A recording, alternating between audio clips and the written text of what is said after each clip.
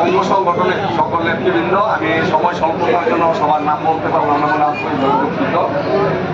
প্রিয় সাথী ও ভাইরা আমার, আপনারা জানেন যে 5ই আগস্ট এই খুনি হাসিনা, স্বৈরাচারী হাসিনার পতন হয়েছে। কিন্তু এই খুনি হাসিনার পতন হলে কি হবে, তার প্রেতাত্মারা কিন্তু আশেপাশে, আমাদের আশেপাশে রয়ে গেছে। এই প্রেতাত্মারা আজকে আমাদের সাথে মিশে যাচ্ছে।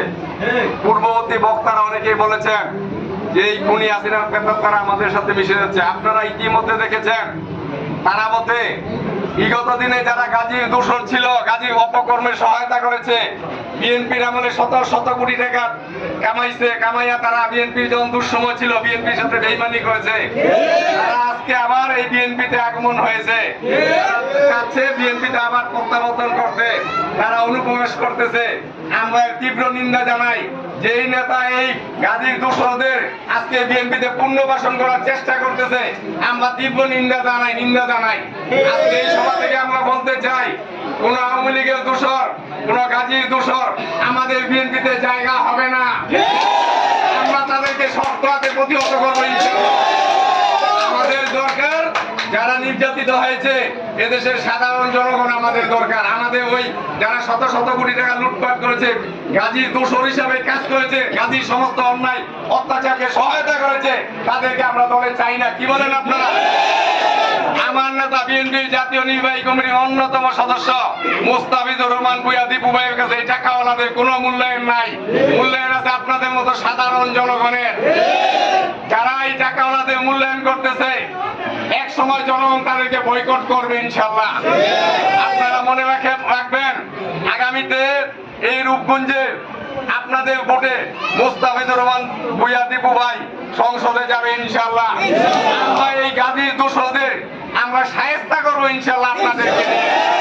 যারা আজকে বিএনপিকে ধ্বংস করেছে, যারা আজকে এই গাজীর দোষর হিসাবে অন্যায় অত্যাচারের সমর্থন করেছে, আমরা তাদেরকে এই বিএনপিতে দেখতে চাই না।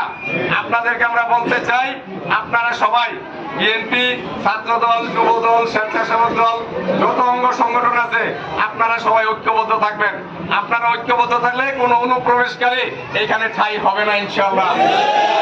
আমরা নিজেদের মধ্যে ঐক্যবদ্ধ না থাকি, তাহলে এই সুবিধাবাদীরা জায়গা করে নেবে দলের মধ্যে, আমরা বঞ্চিত হব। যারা বিগত 16 বছরে নির্যাতন নিপীড়নের শিকার হয়েছেন, মামলা হামলার শিকার হয়েছেন, যেমন এই যে রমজান ভাইয়ের বাড়িতে অসংখ্যবার ভাঙচুর করা হয়েছে।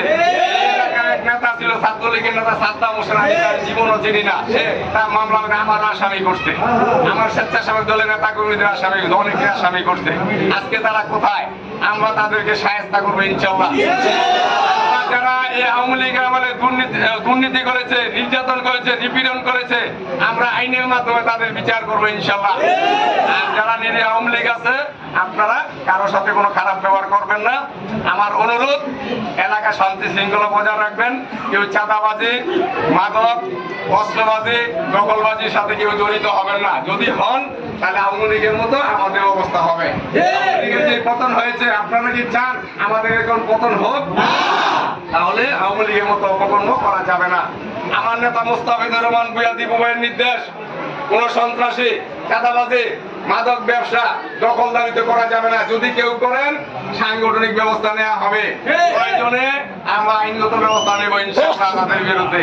তাই আমি আর কথা বাড়াবো না, মাগরিবের সময় হয়ে যাচ্ছে।